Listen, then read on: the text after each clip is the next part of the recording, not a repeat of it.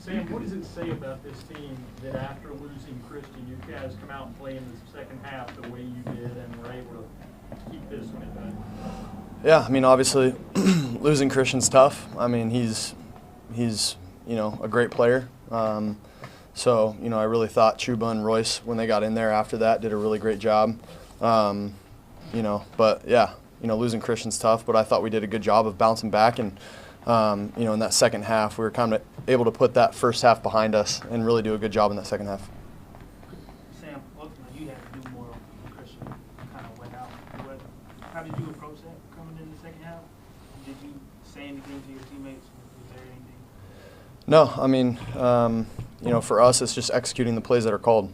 That's really, that's as simple as it is for us. It's just executing whatever's called. And, if we call a play that's, if the running back's the first option on that play, just because Christian's out doesn't mean I'm not going to go to the running back. You know what I mean? So, I thought, like I said, Chuba and Royce did a great job when they got in there. Sam, what was the mood at halftime after Christian was been in the tent? I mean, did anybody address the team in terms of just like, hey, we got to go play the second half? Yeah, no, I mean, we weren't told, about Christian's injury. I mean, I assumed just because he wasn't there.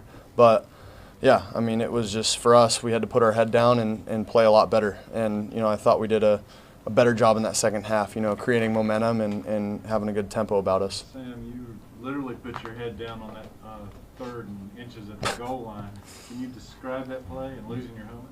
Yeah, it was hectic. There was a lot of things going on that QB sneak, and yeah, I mean, I thought I got a great push back from I don't know who it was. I think Royce and maybe Gio back there in the backfield. So yeah, I mean, got in. It's all the helmet itself. Like, did you feel it going? Yeah, it just kind of slid off. I think that kind of happened after I was already in the end zone. But when's the last time you got 2 rushing touchdowns? I have no idea. You probably know. You probably know. Never in the NFL. Yeah, probably college. College or high school? Call it probably high school. Yeah. Can you take us through the first rushing touchdown too? Was that a read play, or were you holding it the whole time? No, it was a good play by our offense to be able to get in there and do our job. Can you just do? I mean, you don't have to get too deep, but can you expand on it? I can't. Sorry. Quick turnaround, injuries during the game, but you guys still gutted out the win. What does that say about this team? Yeah, I mean, we're resilient. We had, a lot of guys in the building and with us in OTAs, which, kind of showed kind of the type of team that we wanted to be. But then we went to Spartanburg. We had a great training camp, a hard training camp down there in the heat. And, yeah, it kind of showed what kind of team we were when we, practiced against Baltimore and Indy.